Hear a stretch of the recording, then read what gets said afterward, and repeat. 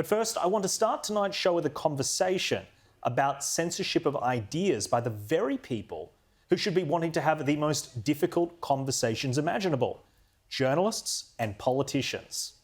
Katherine Deves is running for the Liberal Party in the Sydney seat. Some senior coalition representatives warning her inflammatory comments about the transgender community could lose them crucial votes in other metro marginals. If we allow gender identity to supersede sex, if we allow reality to become hostage to ideology, history tells us that this foreshadows the end of civilization. She is a woman standing up for women and girls and their access to fair sport. Katherine Deves, the Liberal candidate for Warringah, is running against media darling Zali Steggall. Deves is also the co-founder of advocacy group Save Women's Sport Australasia, which campaigns against the inclusion of trans athletes in women's sport. And for her views on transitioning children and transgender athletes in sport, she's getting this sort of media treatment. Liberal candidate Katherine Deves apologises for likening her activism against transgender athletes to standing up against the Holocaust. The ABC article goes on to condemn Deves for suggesting transgender children who had undergone transformative surgery were, quote, mutilated. Well, the language used by Deves was heated and aggressive, which is why she's apologised for those specific comments. But some in the media think that these issues should not be discussed at all. Her main issue that she's been campaigning on is these issues. She's incredibly passionate about them, but says many ill-informed, inaccurate things which are dangerous to young people struggling as they are dealing with their gender identities. And her political opponent, Zali Steggall, took it a step further. Not only was Deves transphobic for her comments, but if you are a parent of a young female athlete and you are concerned about the issue of biological men competing against biological women, then you are transphobic as well. With respect, this is just not an issue. And saying that parents will be concerned is just repeating I think a transphobia line. There is So do you think some concern about parents is transphobic? That's not fair, is it? No, but it is, because we are talking about a minority of the population that is already incredibly vulnerable. At elite level, it is so rare. You have not got this rush of events where it's happened.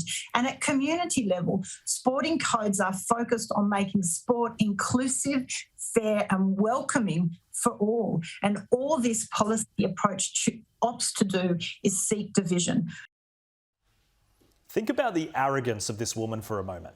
You can't even debate the issue of transgender athletes in sport because that makes you a transphobe. Now, Laura Jays did a brilliant job pushing back against that suggestion, but it's sad that she even had to in the first place. If you are so cowardly and ideologically possessed that you don't feel comfortable having the debate on these issues, then get out of Parliament. You are clearly out of your depth. And to suggest that transgender athletes are not making their way into competitive sport and taking medals from biological women, well, that's just false. Anyone who has been following the controversy in America of transgender swimmer Leah Thomas winning all of those races will know that this is an issue which threatens the future of women's sport. There may not be many elite transgender athletes, but it takes just one to unfairly dominate a code. But if you are rightfully concerned about our inability to legally distinguish between gender identity and biological sex reality, then you are transphobic. Thankfully, Ben Fordham was having none of it on 2GB. Transphobia line, really? So parents asking questions about fairness are transphobic, according to Zali Steggall. That is a disgraceful slur. And let me put this to Zali Steggall. Is the prominent trans woman Caitlyn Jenner transphobic? Because Caitlyn Jenner says we have to protect girls and women in sport. It is simply unfair if they have to race against biological men. So is Caitlyn Jenner, the most high-profile transgender figure on planet Earth, transphobic? Apparently, according to Zali. Well said, Ben. But to the journalists at the ABC and The Guardian who are trying to bury Deves for comments they don't like, you are completely out of line. She's not even in office. The people get to decide this, not some desk jockey political journalist with zero life experience and an ideological possession. And shame on the politicians from a party supposedly in favour of the freedom of speech and debate, calling to delete this person from public life before she's even been elected. Well, helping me break down the big news stories of the week, I'm joined by author and columnist Kel Richards and media writer at The Australian, Sophie Ellsworth. Kel, why don't we start with you? Thank you for joining me here on the desk. What have you made of this whole issue with Deves? The comments, obviously, some did appear to be over the line for what would be, deemed to be acceptable discourse. But this insinuation that the debate should not even be had, I find that disturbing. It's very disturbing. It's partly happening because these people seem to live almost in their own little world, where they obviously meet each other and talk to each other at their own cocktail parties, and they seem not to understand that other people exist and there are wider views. See, I actually think the woke left has lost this one.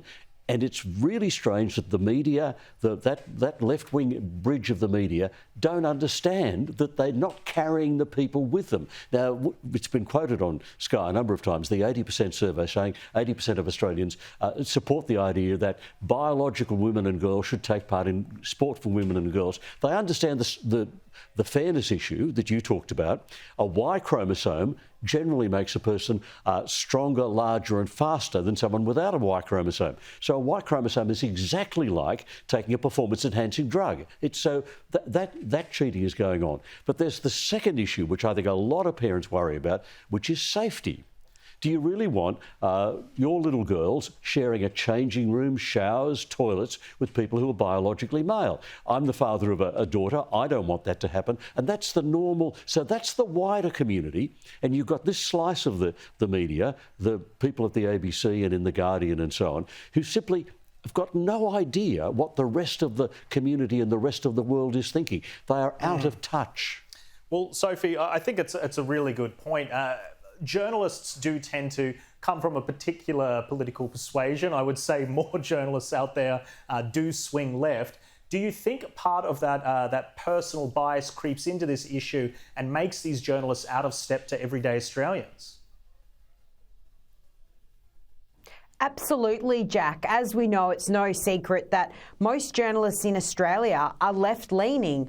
You can see that in their commentary, their social media posts, and their attack on various issues in the community. Now, this is an important issue that Katherine Deves is raising, but of course, over at the ABC, they've made out that anyone who opposes the arguments that she's put forward is transphobic, which is absolutely ridiculous.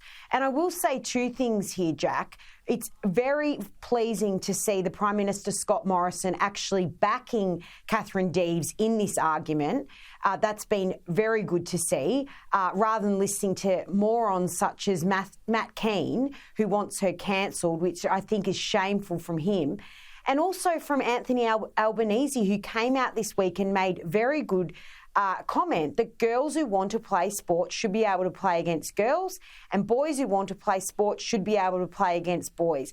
I mean, he is a very left-leaning politician and he's making sense on the issue. So I think the media have hijacked this story to make it into something that it's not. And Katherine Deves fundamentally is making a very good argument that would concern a lot of parents and a lot of young girls playing sport. Yeah, well said, Kel. I do want to get your thoughts on something that Sophie said is, Matt Keane, their own party are trying to cancel their candidate. What are you so afraid of? Why don't you want to have the debate? If you disagree with her, then convey an argument which is stronger. The silencing of it muddies the water and actually makes it more difficult. Exactly. That's exactly what it does. But it's happening because of the emotion those people feel. Now, I watched the interview between Chris Kenny and Matt Keane. A couple of really interesting things came out. Did you notice, I mean, maybe it was just me, but did you notice Matt Keane never used Katherine Deves' name? He repeatedly said, this person. That's interesting. Now, if you can't bring yourself to say their name, there's something deeply disturbed within you. Dehumanising. And the other thing was, Chris kept pointing out, she's apologised for those comments, the ones you referred to. So she's apologised for those, and he was making it clear he did not accept her apology by constantly referring back to it. Now, when you don't accept an apology that someone has made, that makes you the mean-spirited, narrow-minded person. So there is This is not thinking through an issue. This is feeling what everyone else is feeling, and you don't get rational debate that way. They should be professional debaters, and they should be able to debate it impartially, Yes. particularly when it's within their own party. I think it's disgraceful.